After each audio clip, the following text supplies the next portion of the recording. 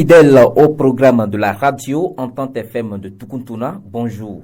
La formation politique Union progressiste se porte bien à voir les indices avec des adhésions des partis qui ont fait leur preuve dans l'arène politique nationale à l'image du PRD du maître Adrien Mbouigui. Ce mariage entre le parti de l'Arc-en-Ciel et le Baobab augure de beaux jours. C'est pour répondre à ces préoccupations que nous avons sur ce plateau Monsieur Nama Jocelyn Nénéidini, membre du bureau politique Union progressiste Le Renouveau au titre de la 3e circonscription électorale. Monsieur, merci d'être venu. Merci Monsieur Béripa.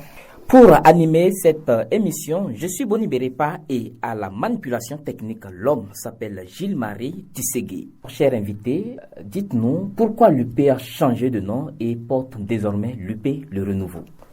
En réalité, ce ne serait pas juste de dire que l'UP a changé de nom. Ce ne serait pas poli à l'égard de notre partenaire, le PRD. Il s'agit d'une fusion de deux partis qui se sont simplement transformés.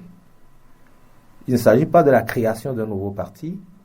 Il s'agit de deux partis qui avaient une existence légale reconnue par les pouvoirs publics et qui ont choisi à un certain moment de s'appeler autrement.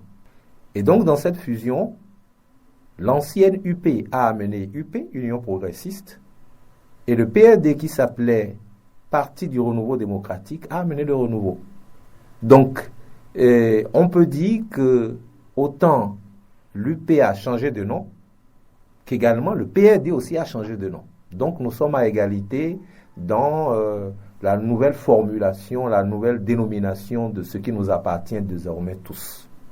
Voilà. Je voudrais justement vous demander quel est le sort de ce parti politique à chaque fois qu'il y aura fusion. Doit-on s'attendre à un éternel changement de nom ?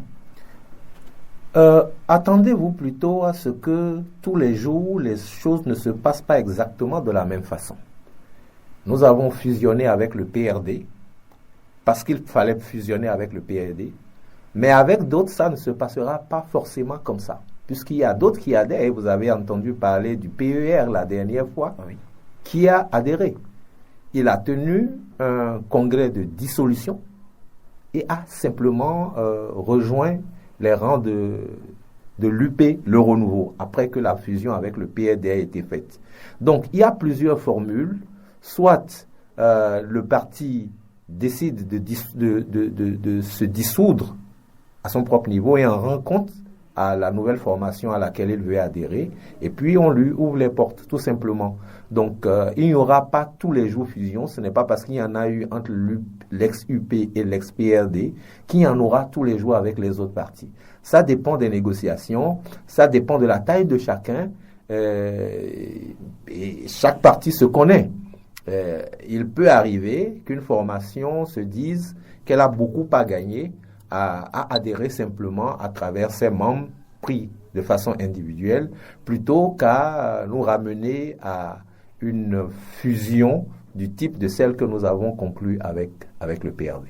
Alors, vos opposants sont heureux car pour eux, quand Adrien Mbouigui va avec un parti politique, il échoue. Ils se disent qu'avec cette union, l'échec de l'UP est garanti. Que pensez-vous de cette préoccupation ?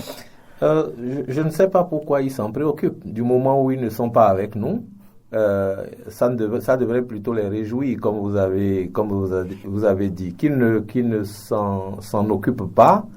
Et c'est ce que je dis en premier lieu. Mais en second lieu, je voudrais dire, Adrien Mbouigui ne va pas avec nous. Ce n'est pas qu'il va avec nous, c'est déjà là la différence. Il s'agit ici d'une fusion.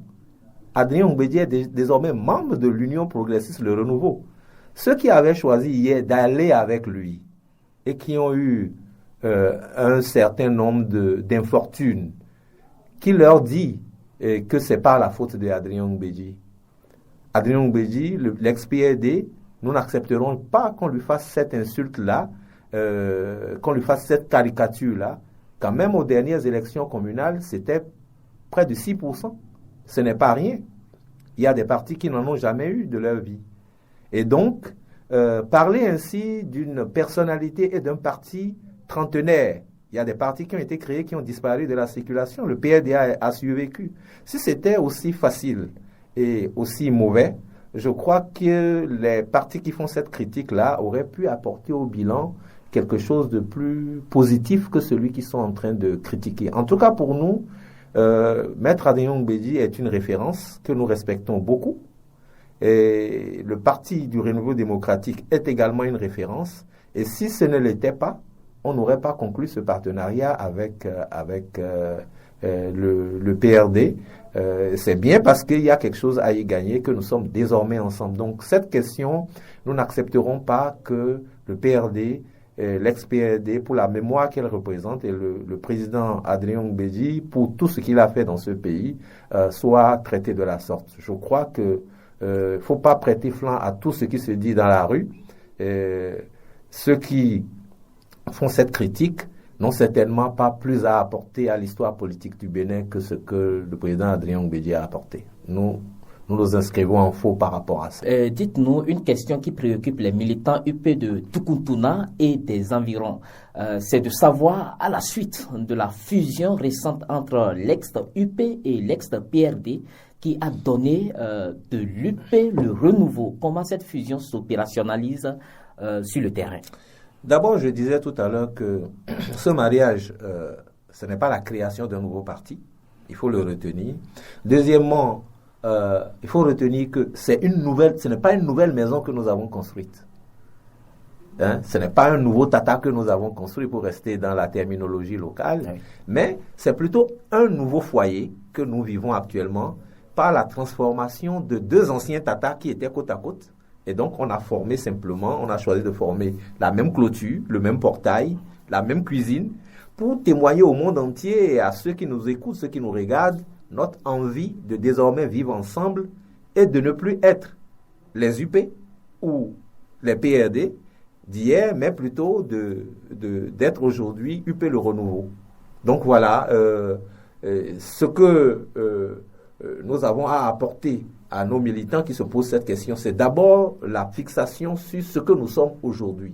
Ensuite, nous allons dire que comment ça s'opérationnalise sur le terrain, c'est que nous travaillons à faire accepter, à faire reconnaître, disons, ce nouveau foyer-là sur le terrain. Et vous avez constaté depuis un certain temps que le nouveau présidium issu de la fusion, fait le tour du pays pour présenter le nouveau visage du parti qui était celui des UP d'hier et des PRD d'hier, et afin qu'ils se reconnaissent désormais dans cette nouvelle formation à travers les personnes qui les représentaient hier dans les anciennes formations auxquelles ils appartenaient. Donc, c'est l'occasion de dire que même l'Atakora recevra très bientôt le président Djokbenou, avec à sa compagnie notre première vice-présidente qui est en même temps vice-présidente de la République, la vice-présidente Talata, et notre deuxième vice-président Gérard Benochi, histoire de permettre à nos militants de se reconnaître désormais à travers ce que nous avons de plus grand, parce que l'ambition d'un parti, c'est chaque jour d'être le plus grand possible. Et Dieu merci, la charte issue de la réforme du système partisan nous a donné l'occasion soit de nous dissoudre, soit de fusionner. Et nous avons choisi le côté positif qui est de nous agrandir. Et donc les populations, en tout cas pour celles qui se reconnaissent à travers l'Union progressiste Le Renouveau, se retrouveront simplement fiers d'appartenir à un ensemble beaucoup plus grand que celui qui était hier le PRD pris de façon individuelle et l'UP pris de façon individuelle. Alors, vos adversaires continuent de trouver cette fusion tirée par les cheveux. Je dirais quels adversaires, mais je vais répondre. Vous savez, il y a un groupe musical ivoirien qui s'appelle Bénédiction. Bénédiction. Ils disent, quand quelqu'un laisse, quelqu'un prend. Si le PRD devait appartenir à un bloc, ça ne devrait pas être aujourd'hui. C'est depuis 2018. Il devait appartenir à un autre bloc dont je n'appellerai pas le nom. Alors, si ça n'a pas été possible à l'époque, pour les raisons qu'on sait, nous, dans le cadre de la fusion que nous avons réalisée très récemment, nous avons tenu compte de tout ça. pour donner au PRD, pour donner à l'UP également le respect qu'on se doit de façon mutuelle. Et donc, de constater que aujourd'hui, tout le monde se sent pris en compte dans le cadre du nouvel ensemble que nous avons mis en place. Et pour avancer, est-ce que nous allons, lorsque vous finissez un mariage, attendez-vous à ce que les dragueurs d'hier, les courtisans d'hier, qu'ils aient des critiques? C'est tout à fait normal. Lorsqu'ils n'ont pas pu épouser qui l'homme ou qui la femme, il y aura toujours des critiques. Mais là encore, je vous renvoie à une autre chanson d'une Gabonaise, Patience Dabani. Elle dit quoi? On vous connaît. Oui, on vous connaît. Donc, les critiques après un mariage, ça ne manque pas. On va toujours vous ramener à des détails qui ne vous permettent pas d'avancer. Or, nous, aujourd'hui, nous avons envie d'avancer.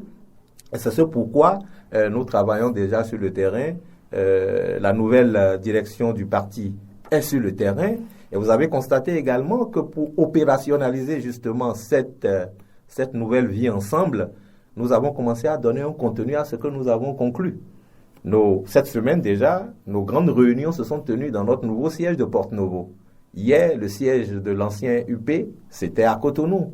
Mais aujourd'hui, l'UP Le Renouveau a son siège à Porte-Novo. Nous avons voulu matérialiser ça. La direction exécutive nationale s'est tenue à Porte-Novo. Et la rentrée politique au niveau du groupe parlementaire UP, qui s'appellera désormais UP Le Renouveau, s'est tenue dans notre nouveau siège de Porte-Novo. Histoire de permettre à ceux qui perdent leur repère de savoir que l'UP Le Renouveau se reconnaît à travers ces nouveaux textes. Donc ça, nous avons choisi de faire ça pour marquer le nouveau visage de l'UP Le Renouveau. Et pour terminer, puisque j'en parle, j'ai parlé tout à l'heure de la rentrée politique au niveau de notre groupe parlementaire. Je suis à Tukuntuna. Je voudrais en profiter pour saluer avec beaucoup de respect mon camarade Yombo Thomas, qui est l'un des acteurs majeurs de cette mutation que nous avons vécue et qui vise justement à permettre aux militants de notre parti qui sont de Tukuntuna, qui sont de la 4e, de se sentir un peu plus pris en compte dans un ensemble un peu plus grand, un peu plus national. Sur l'élargissement des bases de l'UP, le renouveau, comment gérez-vous les adhésions à votre parti face au BR, au sein duquel nous avons entendu parler récemment de l'adhésion des acteurs du monde culturel dans ce parti-là? Vous savez, à l'Union progressiste Le Renouveau, nous sommes contre le folklore, la théâtralisation. Ah bon? Nous sommes contre le folklore et la théâtralisation, surtout lorsque ça viole la charte des partis politiques. L'article 5 de la charte des partis politiques dit exactement ceci.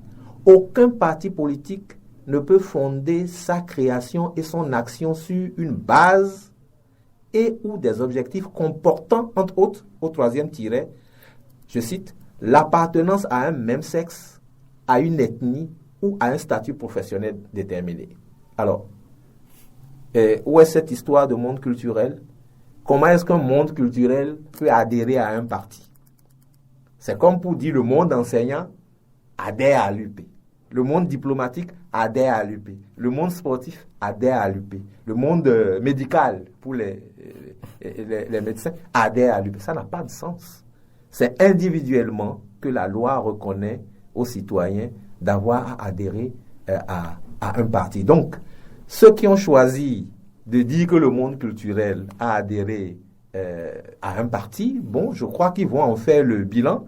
Mais le moment venu, lorsque nous serons sur le terrain, vous constaterez avec moi la diversité citoyenne dont l'UP Le Renouveau est riche. Et c'est ce que nous tenons à montrer afin que tout le monde se reconnaisse à travers l'UP Le Renouveau. Ce ne serait pas uniquement le parti des hommes de culture, ni le parti des médecins, ce serait le parti de tout le monde. L'UP Le Renouveau, c'est un parti de masse ouvert à tout le monde. Alors, j'ai envie de vous poser cette question, la guerre du positionnement, comment ça va se gérer? Est-ce qu'il n'y aura pas de frustration? J'ai 2 choses à vous dire. La première, c'est que nous n'en sommes pas encore là. Les positionnements ne nous préoccupent pas. On vient de sortir d'une fusion qui nous a pris assez de temps, assez d'énergie, assez d'ingéniosité. Notre travail aujourd'hui, c'est de descendre sur le terrain et de présenter le nouveau visage du couple que nous constituons, du foyer que nous constituons, afin que et les anciens PRD et les anciens UP sachent qu'ils appartiennent désormais à une même famille. Donc, à l'ordre du jour, les questions de positionnement ne sont pas prioritaires pour nous. Et donc, parler de guerre, du moment où il n'y a pas de positionnement, on ne peut pas parler de guerre pour nous.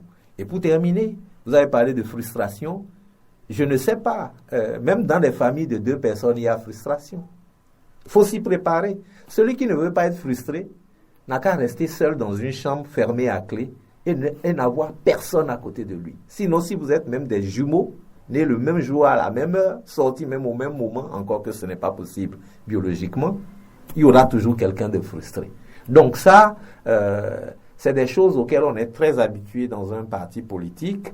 Donc ce n'est pas nouveau. Et quelqu'un qui est en politique et qui ne veut pas être frustré, ça, c'est qu'il n'est pas encore en politique. Il est ailleurs. Donc aujourd'hui, ce n'est pas à l'ordre du jour chez nous. Nous travaillons simplement à faire accepter notre nouvelle famille comme celle-là qui nous regroupe et qui donne sa place à tout le monde.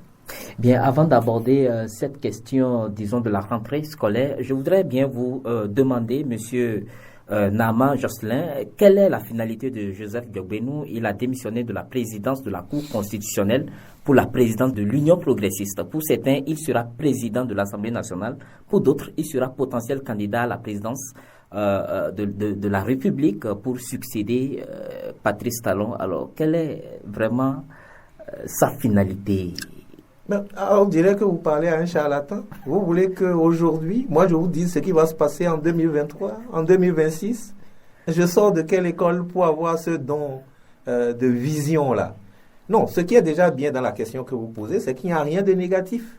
Moi, là où je suis, je veux également devenir président de l'Assemblée. Je veux bien devenir président de la République. Si vous me souhaitez cela à l'étape d'aujourd'hui, je vous dirai vraiment merci. Heureusement que vous n'avez pas dit qu'il mourra en 2023, qu'il ira en prison en 2026, qui sont des choses négatives. Donc, si ce sont des souhaits que les gens émettent, nous accueillons ces souhaits-là, aussi bien pour Diogbenou que pour tous les camarades militants de l'Union progressiste. Mais on ne va pas faire une fixation sur quelqu'un. Nous tous, à l'UP, nous nous préparons à exercer les fonctions auxquelles notre parti nous appelle. Aujourd'hui, il a la chance et l'honneur d'être le président du parti le plus grand du Bénin. C'est peut-être cela qui fait que tout le monde se jette en conjecture sur ce qu'il va devenir demain. Mais pour nous, ce n'est pas une préoccupation. Il a un rôle à jouer, comme le plus petit membre de l'UP également a un rôle à jouer. Et c'est tout ça ensemble qui va nous permettre de créer un parti fort et de donner n'importe quelle position que nous voulons à n'importe quel membre de notre parti. Donc, il n'a certainement pas un plan qui lui est personnel. Le plan est celui de l'UP. Et donc, pour ceux qui se jettent déjà en conjecture, qui sont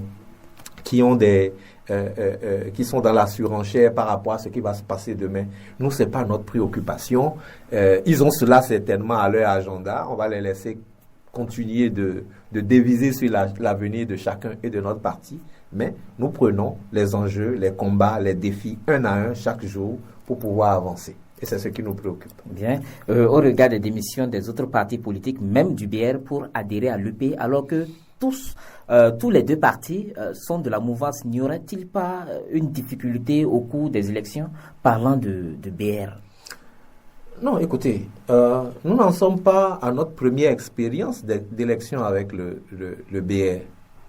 Le BR, c'est vrai que dans l'euphorie de notre création, on disait en 2018, parti jumeau, parce que nous, on est nés le 1er décembre, ils sont nés le 8 décembre. Mais après, à l'expérience du combat politique, de la confrontation politique, nous avons compris combien nous sommes différents. Et donc, nous ne pouvons pas avoir fait tout ça et qu'on nous parle de difficultés. C'est tout à fait normal que deux équipes qui doivent s'affronter dans un championnat, dans une compétition, aient des adversités. C'est tout à fait normal.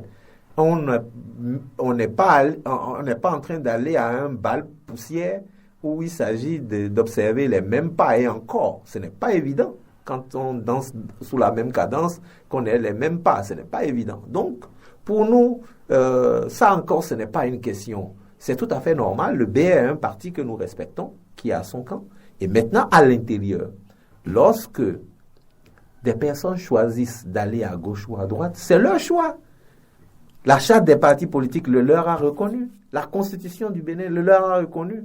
Et donc, que des gens se lèvent un matin pour être dans un camp ou dans un autre, ça ne devrait pas être pour nous un événement. C'est à eux seuls d'en répondre. Et nous n'allons pas nous donner d'avoir à expliquer sur une radio aussi respectable que la vôtre, pourquoi quelqu'un a quitté la gauche pour aller à droite, ou bien pourquoi quelqu'un a quitté la droite pour aller à gauche. Ça, c'est de la liberté individuelle de chaque citoyen. Nous sommes à la veille de la rentrée scolaire et que pensez-vous des conditions posées par les syndicats pour une rentrée scolaire apaisée? Je crois que les syndicats sont dans leur rôle, mais nous, en tant que parti politique, nous avons aussi le nôtre. Et nous sommes un parti politique, le plus grand certainement de la majorité présidentielle, et en tant que tel, notre offre coïncide avec celle du gouvernement. Sinon, on ne soutiendrait pas le gouvernement. Nous adhérons donc à l'offre du gouvernement en matière d'éducation et nous encourageons ce qui se passe actuellement en matière de réforme du système éducatif en cours. Mais notre rôle en tant que parti politique, c'est de veiller à ce que la réforme qui est en cours se traduise à Tukuntuna et dans les familles de Tukuntuna et de la 4e circonscription électorale et de tous ceux qui nous écoutent, en termes d'opportunités données à chaque enfant d'avoir une salle de classe et un maître en face de lui, lorsqu'il est au primaire. Et lorsqu'il est au secondaire, c'est-à-dire au collège, qu'il ait également sa classe construite dans laquelle il est assis, et pour chaque matière programmée, un professeur. Ça, c'est ça qui est notre préoccupation. Est-ce que le gouvernement le fait assez bien? Nous faisons la veille et nous apportons disons, le soutien politique nécessaire à ce que cela soit possible. Et c'est en cela que nous allons saluer ce que le gouvernement fait aujourd'hui en matière de recrutement. Maintenant, pour le reste, c'est qu'il faut que les personnes qui sont recrutées fassent bien leur travail, soient à leur poste de travail, avec la vocation qui était celle qu'on connaissait par le passé. Je le dis avec beaucoup de passion parce que je suis un fils d'enseignant, d'un couple enseignant, la passion qu'on reconnaissait à l'enseignant. Et ça, il faudrait que cet appétit-là revienne et que la valeur que l'enseignant avait dans nos contrées hier, que cette valeur-là puisse revenir. C'est ce que nous souhaitons le plus et que donc chaque famille dans nos communautés puisse trouver à travers cette rentrée scolaire, disons, une promesse d'avenir radieux qui est faite à nos enfants.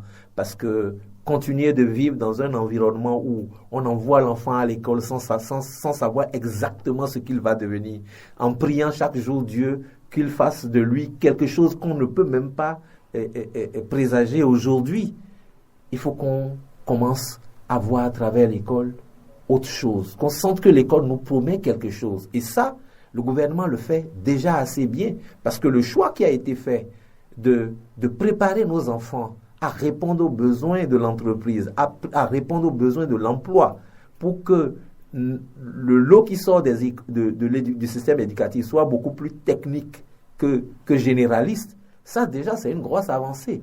Hier, on formait pour 70% en général et 30% en technique. Aujourd'hui, le gouvernement a choisi d'inverser la tendance pour que ce soit 70% de technique et 30% de général. Donc, c'est quelque chose que nous sommes condamnés au niveau de l'UP à soutenir parce que c'est conforme à nos textes et à notre vision, mais c'est une démarche aussi à laquelle nous invitons tout le monde également à adhérer parce que l'école n'est pas l'école de l'UP uniquement, c'est l'école béninoise. Et qu'on soit politique ou pas, qu'on soit partisan ou pas, qu'on soit à l'UP ou ailleurs, ou l'UP le renouveau ou ailleurs, je crois que nous avons le devoir de pouvoir nous concentrer sur ce qui est essentiel afin de donner de l'espoir à nos populations et aux enfants d'aujourd'hui.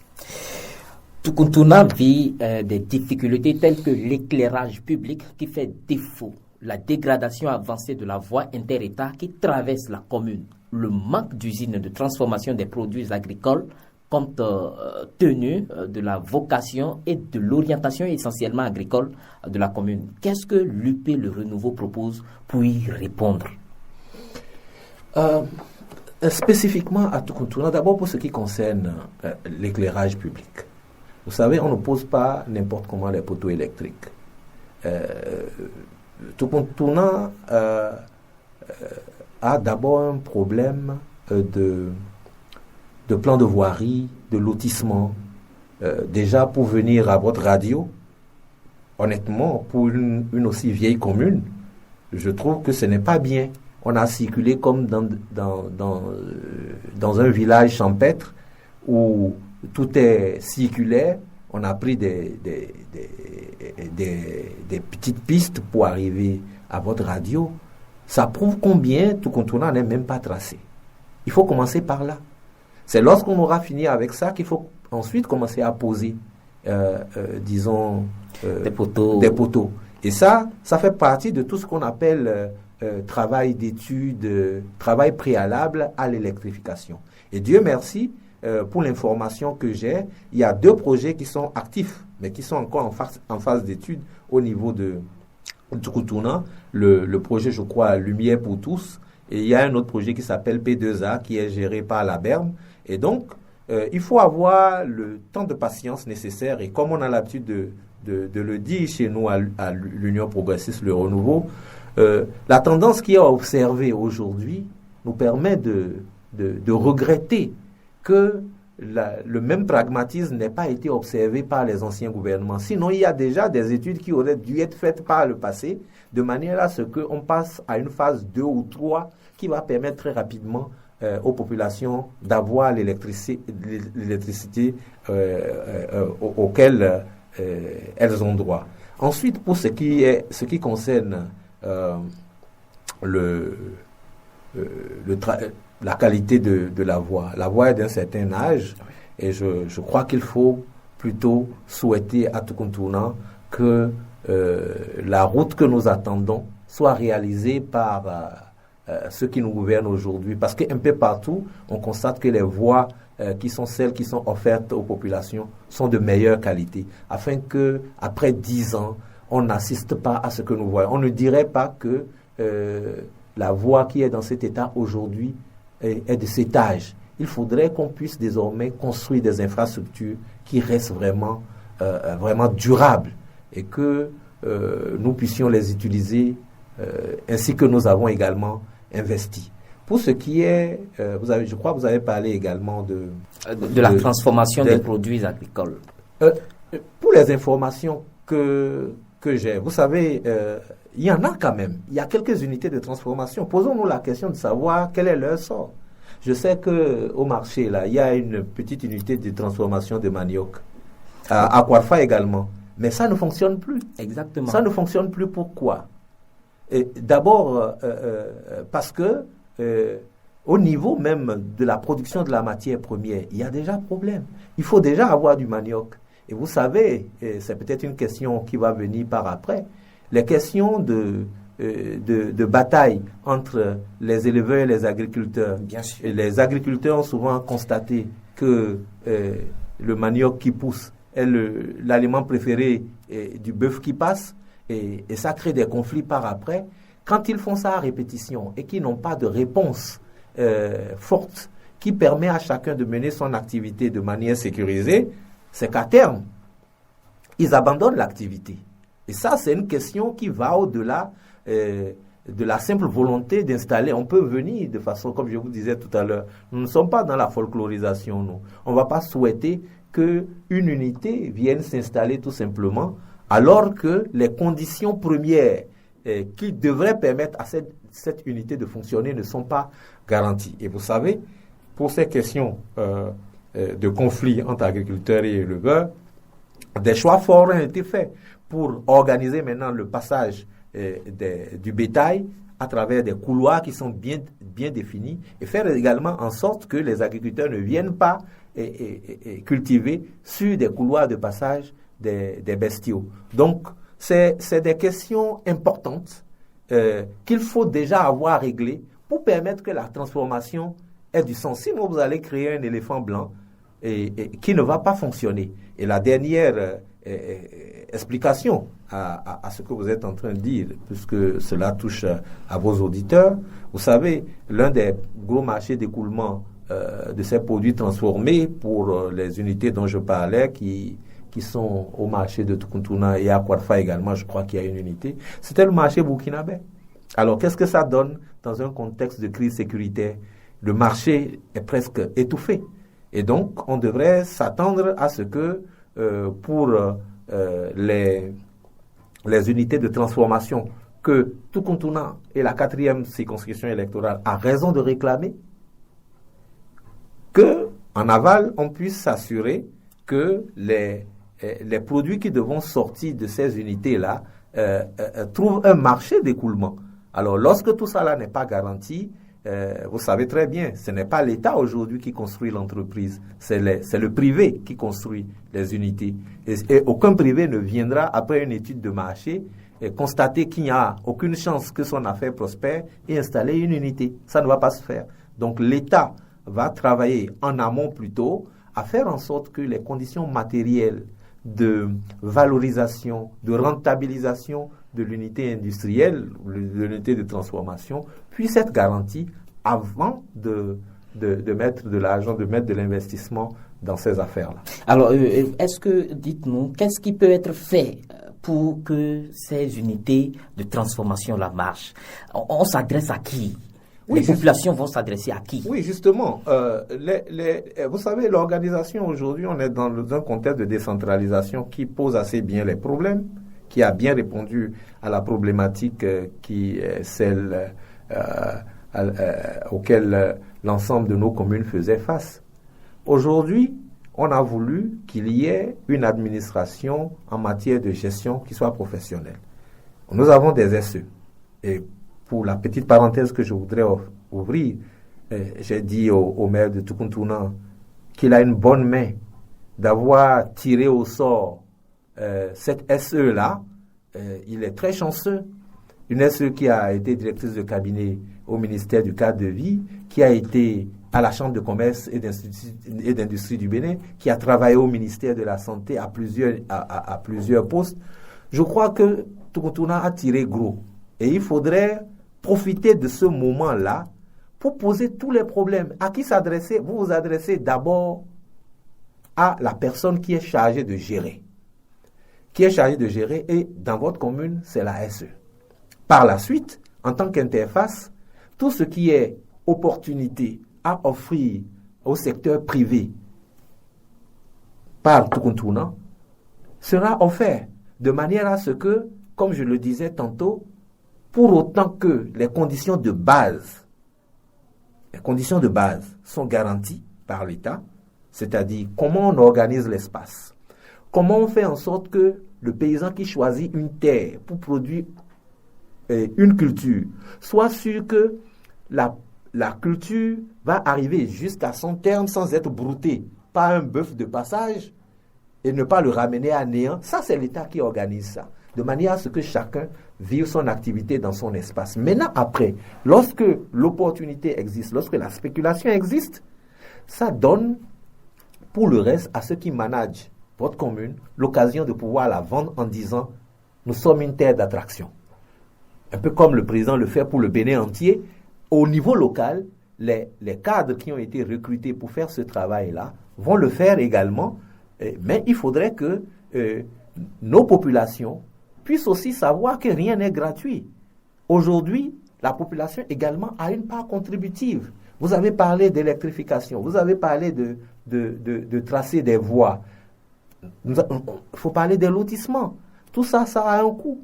Mais la contrepartie de la population, c'est de payer les impôts locaux. C'est lorsque vous avez fini de payer les impôts locaux que vous pouvez réclamer autant.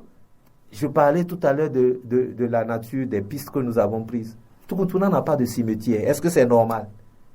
Est-ce que c'est normal? Une aussi vieille commune, c'est pas normal. Donc, il y a beaucoup de travaux de voirie à réaliser. Et pour ça, pour pouvoir nous attendre, nous, à Tukuntuna, je parle en tant que fils de Tukuntuna parce que je me sens attaché à cette terre. Pour pouvoir exiger tout ce que nous exigeons, il faut que nous soyons prêts à mettre la main à la poche et à donner ce que nous devons donner. Et je parle en même temps aux contribuables. Mais les impôts sont là, même si vous pouvez aller négocier même un échéancier. Parce que pour avoir discuté avec les autorités locales, j'ai pu comprendre que les impôts locaux sont très pauvres, parce que les gens ne contribuent pas. Pourtant, nous avons beaucoup de problèmes auxquels il faut répondre. Or, même si nos impôts locaux ne suffisent pas pour régler tous les problèmes, ils sont la base attractive des investissements qui doivent venir d'ailleurs. Parce qu'on vous demandera toujours qu'est-ce que localement on a constitué comme préalable financier. Mais si on ne contribue en rien et on attend tout, mais d'autres communes vont nous ravir la vedette. Parce que si le gouvernant à l'échelle nationale a une petite cagnotte et qu'il sent qu'il y a une commune qui a déjà amené le canari au genou et qu'il reste simplement à le porter sur la tête, il ira d'abord là-bas en attendant que ceux qui ont les bras croisés, en attendant tout du haut, mais qu'ils sentent, qu'ils se rappellent qu'ils sont également des citoyens d'un pays et qu'ils ont une obligation également de contribuer. Parce que l'impôt, c'est la loi qui crée l'impôt. Et quand on ne paye pas ses impôts, on est en infraction vis-à-vis de la loi. C'est bien de réclamer beaucoup de choses, mais cela vaudrait encore mieux de commencer à faire ce que nous, en tant que citoyens, nous devons faire pour attirer les investissements aussi bien privés que publics dans notre localité. Alors, il y a un auditeur qui se pose la question, quel est le sort, disons, de la population de Tampatou, parce que le pont qui relie Tukuntuna-Tampatou s'est effondré. Ça fait partie des mesures d'urgence. Et je crois que vous avez des autorités suffisamment dynamiques. On ne peut pas prendre pour passagère une situation comme celle-là. Le pont est dans un certain état. Les autorités locales devraient pouvoir porter l'information à qui de droit. Nous sommes un parti politique. Ce qui nous intéresse, c'est de nous assurer que l'élu local, qui est celui de Tukuntuna et qui est notre camarade, fait bien son travail. Nous faisons en sorte que les mairies gérées par l'UP puissent être très réactives toutes les fois qu'il y a des situations du genre, parce que l'administration a également pour rôle de répondre à des catastrophes comme celle-là, qui sont des situations d'urgence auxquelles il faut répondre, mais pour les questions de durée qui sont programmables, il faudrait également que le management local puisse remonter les priorités telles qu'elles sont vécues, afin qu'en termes de programmation, les travaux puissent être réalisés. Il n'est pas donc normal qu'une population comme celle de Tampatou soit coupée du monde simplement parce que un pont s'est effondré. Il faut y répondre, et nous sommes dans un pays assez solidaire. Vous avez vu, quand il y a eu la montée des eaux au niveau de Karimaman, c'est tout le pays qui s'est levé avec des fonds de tout le pays pour aller régler des problèmes locaux. Donc cela va se faire également, pour autant que la préoccupation est portée au niveau où ces problèmes-là se règlent. Alors, bien, vous avez déjà abordé cette question parce qu'il parlait de l'ouverture des vents et l'extension de la SBE. Alors, troisième question, il demande quelle est la finalité. Est-ce que vraiment les autorités s'occupent vraiment de la question du conflit qui oppose les agriculteurs et les éleveurs? J'ai répondu tout à l'heure en vous indiquant c'est pas seulement à Tukuntuna que ce problème se pose, c'est un problème les couloirs de passage sont désormais organisés, et vous avez aujourd'hui une ATDA, une agence territoriale de développement agricole, qui suit de façon rapprochée cette problématique-là. Dès qu'il y a des alertes, vous avez au niveau local des autorités qui administrent. Et il faut pouvoir porter les préoccupations de manière à ce qu'on puisse vérifier si chacun est dans son espace, pour que justement ces conflits-là ne soient pas récurrents. On a beaucoup de choses à gagner, à faire, qu'il faut vraiment en urgence sortir de ce cercle ce cycle permanent de conflits. On sait qui fait quoi, on sait qui est éleveur, on sait qui est agriculteur, et ce qui reste à faire, c'est de pouvoir organiser chacun dans son espace. Je l'ai dit tantôt, je ne vais pas le répéter. Alors, il y a un deuxième auditeur qui demande, après leur démission, disons du parti BR, quelle est la conduite à tenir pour être reconnu de votre parti UP? Je ne comprends pas la question. Oui, il dit, que faire pour être reconnu dans la base UP, puisque nous sommes démissionnaires du parti BR? Non, d'abord, nous ne faisons pas la promotion des démissions d'un parti. Mais ils étaient au BR, notre porte est ouverte à tout le monde, à tous ceux qui veulent adhérer à l'UP. Mais quand vous adhérez à un parti, c'est pas au parti d'organiser votre reconnaissance par une base, c'est parce que vous êtes déjà un adhérent. Donc c'est à vous de travailler pour vous faire reconnaître. Nous, à l'UP, ce que nous avons appris à faire, c'est d'aller chaque jour sur notre terrain pour nous faire reconnaître par les populations, qu'elles soient d'obédience UP, BL. La preuve, quand ils disent qu'ils ont adhéré à l'UP, ils ont adhéré pourquoi? C'est parce qu'on leur a fait la cour, on est sur le terrain. Mais quand ils nous rejoignent, il faut qu'ils fassent le même exercice. On n'a pas une cérémonie. Peut-être il y a d'autres qui font des cérémonies dans leur parti. Quand des gens adhèrent, on fait du folklore, on dit, bon, on fait une fête peut-être. Mais ça n'est pas notre pratique à l'UP. À l'UP, quand vous êtes un militant, vous allez sur votre terrain, vous faites reconnaître par vos populations, pour faire accepter par vos populations, pour autant que vous représentez quelque chose. Donc, c'est une question qui n'est pas à l'ordre du jour chez nous. On n'a pas un travail ou bien une cérémonie d'adhésion ou de reconnaissance vis-à-vis des populations. Ça n'a même pas de sens. Ce n'est pas dans nos pratiques. Il y a un auditeur de Ouansokou qui dit il semble que les populations de Ouansokou sont isolées à voir la montée d'Ikokore Ouansokou. C'est une voie impraticable. Et puis ces populations se demandent si elles ne sont pas dans la commune de Tukuntuna, puisque personne n'en parle. Encore une fois, nous en tant que parti politique, notre rôle c'est de veiller à ce que les collectivités locales, les administrations locales puissent bien faire leur travail, surtout pour celles qui sont gérées par notre parti, qui sont dirigées par l'UP. Maintenant, après, c'est que les SE, ils sont dans un rôle qui est tout à fait nouveau, mais tout à fait entier. Donc, ces problématiques-là, il faudrait que les populations comprennent que ce n'est pas à un parti politique qu'il faut les poser. Nous, c'est bon d'être au courant. Maintenant, notre travail, c'est de faire en sorte que ces populations-là ne sont pas oubliées, parce que ce sont elles qui votent pour nous.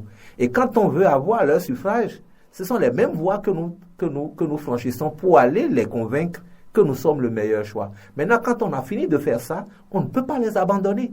Notre rôle, c'est d'être derrière les responsables pour leur dire, attention, n'oubliez pas ces populations. Mais notre rôle, ce n'est pas de prendre les dossiers et de les traiter. Ceux qui sont payés au quotidien pour avoir à répondre aux préoccupations des populations, c'est les agents.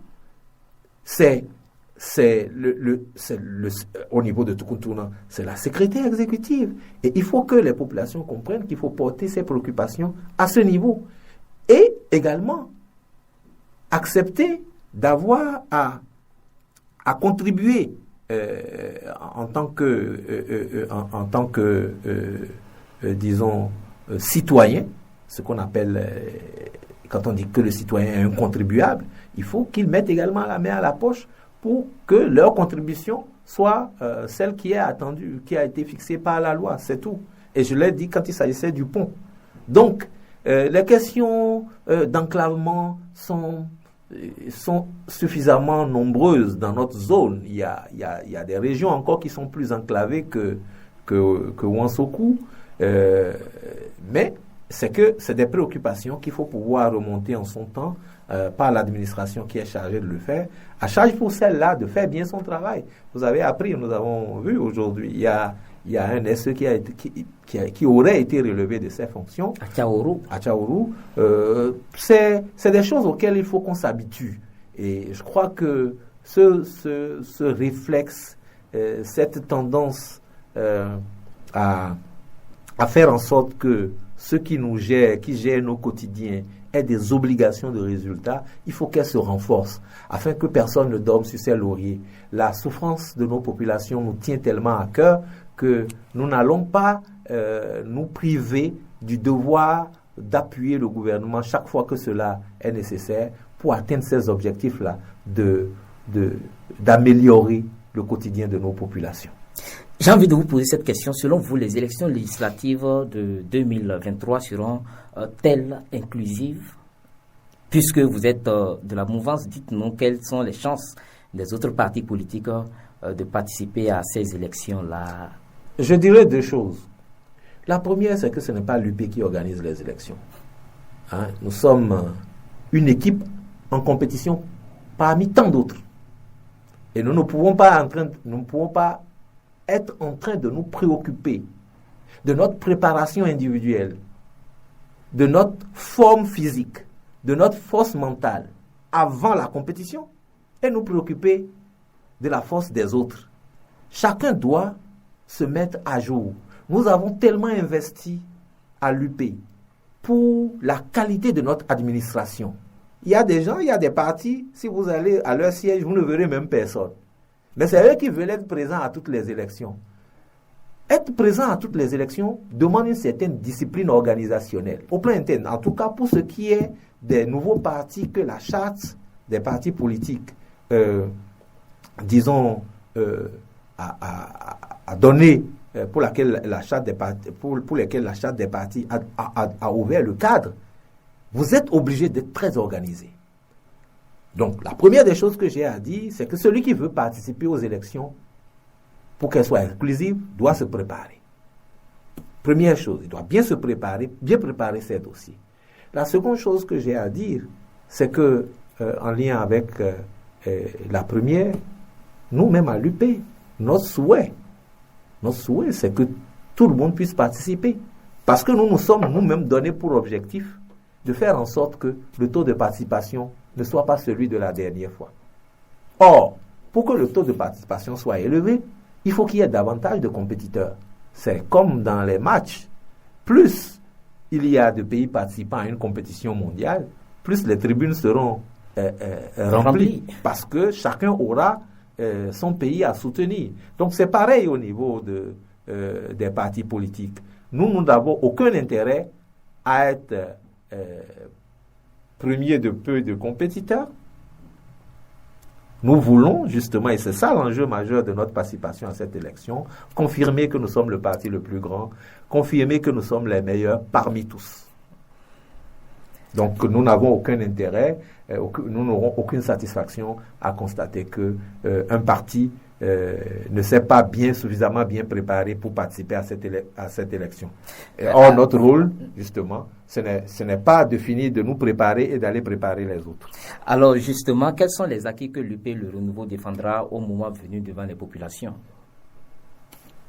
D'abord, avec beaucoup de fierté, nous retournerons devant nos populations pour nous satisfaire de ce que d'abord, la confiance qu'ils nous ont accordée nous a permis d'accompagner le gouvernement à faire des choses extraordinaires dans le pays, qui n'étaient pas visibles. Nous avons cela à défendre. Mais ce que nous avons davantage à défendre, c'est de savoir que nous ne pouvons pas éternellement nous complaire de ça. Il faut aller plus loin. Nous venons avec une autre offre politique que nous allons décliner en son temps, parce que chacun est en train de préparer son discours de campagne. Nous n'allons pas commencer à le faire. Donc, il y aura un temps pour ça. Et comme je l'ai dit, l'urgence aujourd'hui pour nous, c'est d'aller sur le terrain, de nous présenter sous nos nouveaux atours pour être reconnus comme tels. Et vous aurez, le moment venu, le contenu de notre discours de campagne et de nous aider à le partager aux populations. Et nous allons le faire suffisamment avec votre aide. Oui, le président d'honneur du parti Les Démocrates nommé comme médiateur en Guinée, cela n'a pas été fait sans l'accord du pouvoir, certainement. Comment percevez-vous ce rapprochement Yahi Talon qui, pour certains, est opportun pour apaiser la tension politique au Bénin? Nous avons un pays extraordinaire. Chaque chose arrive au bon moment. Et je crois que c'est à la satisfaction de tous, y compris de l'UP, et que nous avons vu le président Yahi Boni, qui a été notre président à tous, s'impliquer dans le rayonnement international du Bénin. Parce que le rôle qu'il joue aujourd'hui en Guinée, il ne le joue pas pour lui et sa famille. On dira que c'est le rôle que le Bénin est en train de jouer. Et lorsque ça marchera, beaucoup de pays africains souhaiteraient qu'il y ait encore un autre Béninois qui aille éteindre des feux ailleurs. Et c'est pour cela que le président Talon a mis à sa disposition des équipes de nos diplomates, des équipes du ministère des Affaires étrangères, de façon très officielle. Ce n'est pas seulement la nomination du président Boni Yahi comme médiateur en Guinée. Ce n'est pas seulement cela qui engage notre État. C'est même l'exécution du travail qu'il a à faire. C'est dire jusqu'à quel niveau le président Talon et son gouvernement sont allés. Et c'est de façon très officielle, ça a été dit sur les médias, que les équipes du ministère des Affaires étrangères sont mises à la disposition du président médiateur en Guinée, afin que cette mission soit un succès. Parce que si c'est un succès, ce serait pour la révélation, et nous sommes dans le Bénin révélé, ce serait pour la révélation de notre pays tout entier. Et peut-être demain, c'est vous qui serez médiateur quelque part, parce qu'on aurait retenu à l'international que lorsque c'est un Béninois qui gère ces choses-là, ça marche. Monsieur Nama, votre mot pour finir. C'est un plaisir pour moi d'être passé sur votre radio. Un plaisir, mais avec le cœur très chaud pour Tukuntuna et pour toute la 4e. Nous sommes des régions les plus en retard du pays. Il faut qu'on sache s'occuper des problèmes essentiels. C'est vrai, le politique a pour rôle de régler les problèmes. Mais à la base, il faut que nous aussi, nous puissions être dans notre rôle de pouvoir nous concentrer sur ce qui nous permet de vivre mieux. Et je crois que toutes les fois qu'on aura à discuter, à échanger sur des questions comme celles qui ont été à l'ordre du jour de votre émission, mon souhait serait que ça nous permette de vivre un peu mieux et que chaque fois qu'on aura à revenir à Tukuntuna, qu'on sente que les choses changent, que les problèmes qu'on a posés aujourd'hui ne se posent plus demain, parce que chacun aurait pu enregistrer et mettre le doigt sur ce qu'il a à faire pour que ça change. Il n'y a pas que l'État qui change tout, c'est chacun de nous qui a son rôle à jouer et l'État après pour que justement nous puissions vivre mieux chez nous. C'est très beau la Takora, c'est très beau Tukuntuna et le reste à souhaiter, c'est que cette transformation auquel nous aspirons puisse se faire très rapidement. Et je souhaite, pour terminer, que nous soyons suffisamment disciplinés pour que le maximum puisse être tiré justement de ce gouvernement-là qui est en train de nous montrer la rapidité avec laquelle il fait des choses de qualité. Monsieur Nama, Jocelyn Nénéidini, merci pour avoir été là. Je rappelle que vous êtes membre du bureau politique Union progressiste Le Renouveau au titre de la 3e circonscription électorale.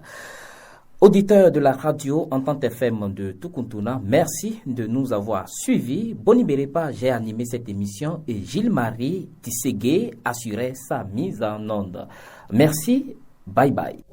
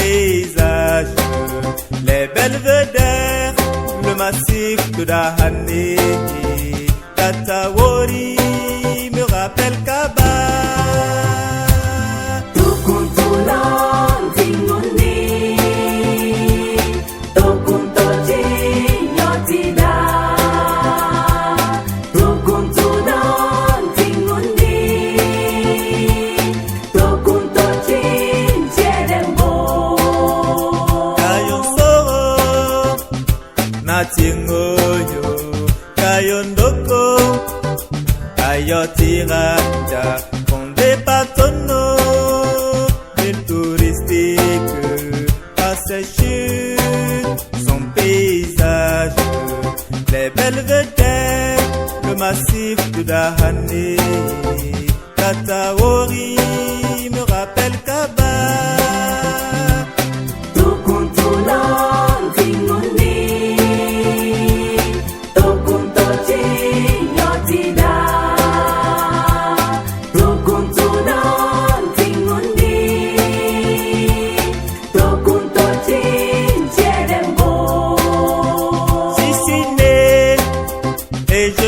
Fier de ma cité, productrice de céréales, de tubercules, de fruits, quoi de meilleur?